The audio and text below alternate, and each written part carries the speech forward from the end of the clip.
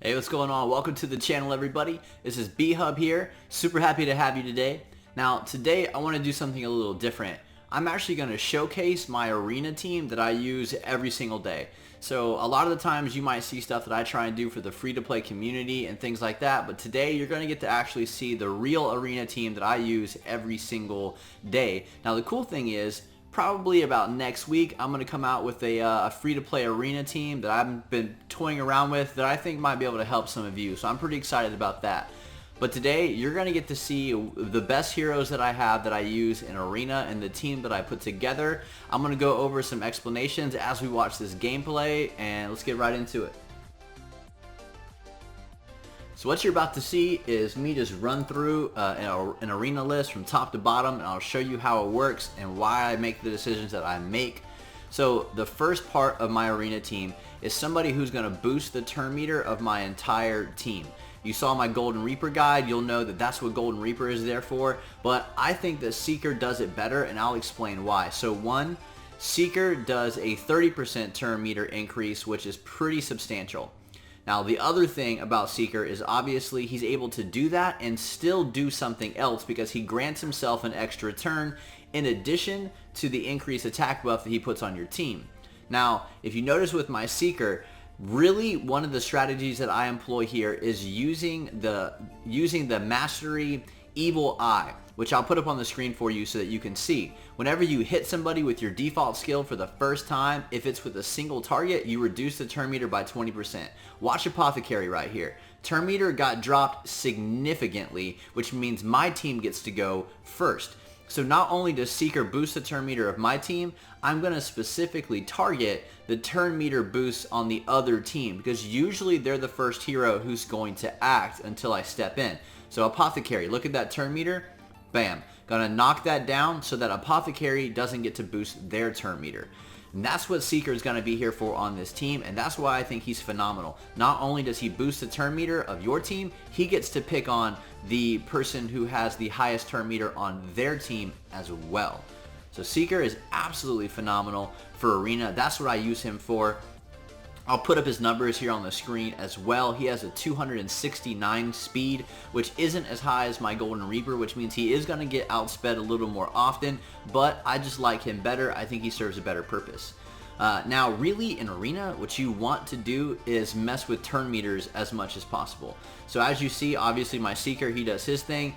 But then Rosen is going to come in. Rosen, I always say that wrong. But he's going to come in and he's going to decrease the turn meter of everybody as well. And that ability is so good. If you haven't fused him yet, I would really work your way up to that fusion as best as possible because he is amazing, as you can see in these videos. I mean, look at this. When he goes, I mean, he shuts everybody down. It's absolutely phenomenal to see him do it. Let's watch right here. He's going to do this thing. It's called Bog Down. Bam.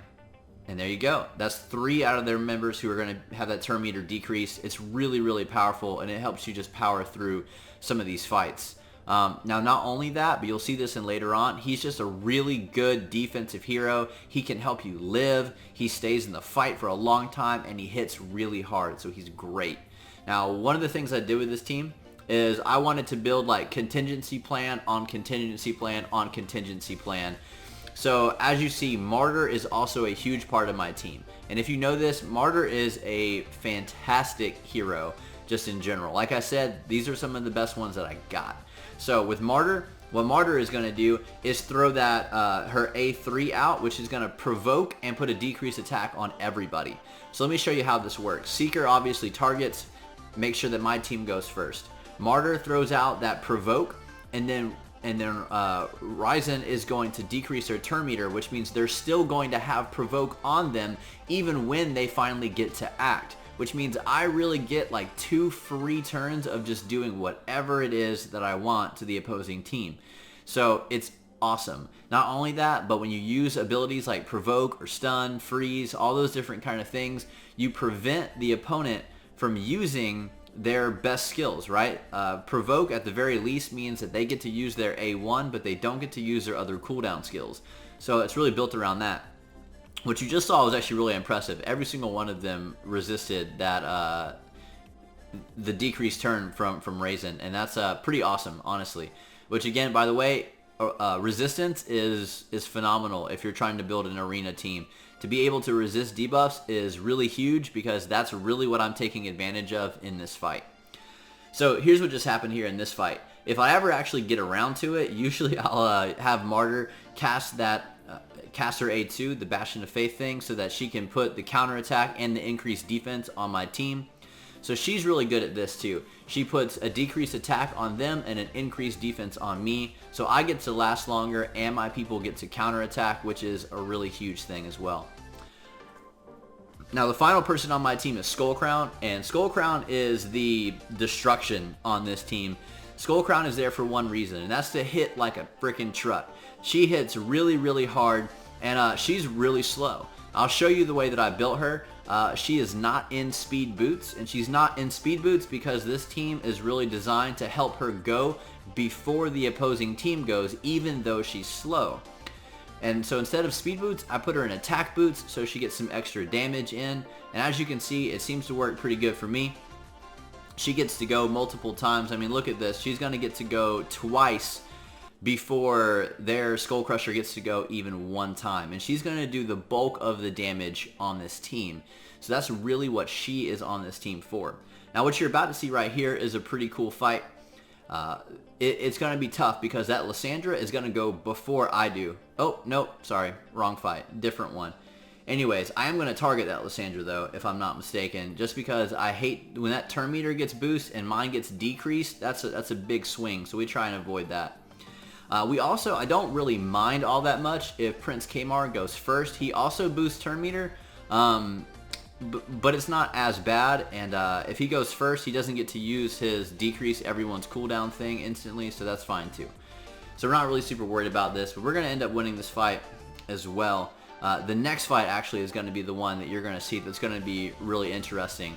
I'm going to actually lose the next fight. It's the only fight in this run that I actually lose, but what you'll see is I get outsped. And that's really going to be one of the keys to winning an arena, is you're just going to want your heroes to be as fast as humanly possible. See, as we go, we're going to watch this last fight. But I want to show you this fight because I think it really does actually show kind of the power of Rosen and really what he's actually capable of. So I don't go first, and there is an Arbiter and a Lysandra on this team. So man, I just get wrecked with the turn meter increases right there. Now Skullcrown is also awesome because because of her resilience, she gets to stick around.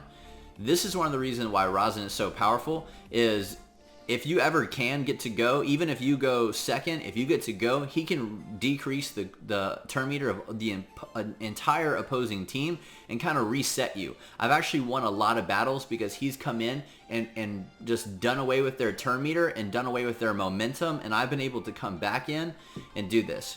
Now, I just had a decision to make there between the provoke and the buff. Now, I'm going to go with the buff. It's definitely the right decision, and you'll see why here in a second. Martyr's going to die, so those provoke would have worn off anyways, and look at all the additional attacks that Rosen is going to be able to take here.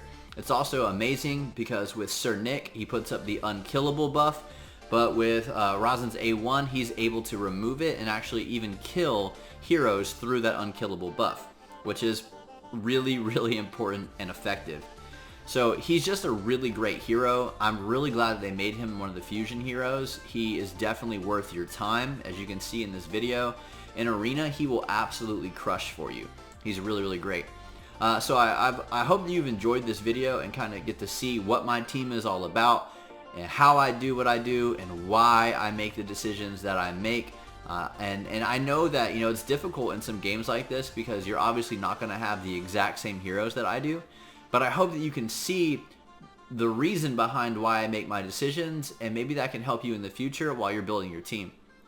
To get to know, okay, how do you win in Arena? How do you get all these victories? Well, this is it. For me, it's really about messing with that turn meter, making sure that you go first to the best of your ability, and then, like I said, I built those contingency plans into my team. So Martyr is there to provoke so that they don't get to use their best abilities. Rosen's there because he's going to decrease their turn meters, and Skullcrown is there because she's going to hit really, really hard. So I hope that helps.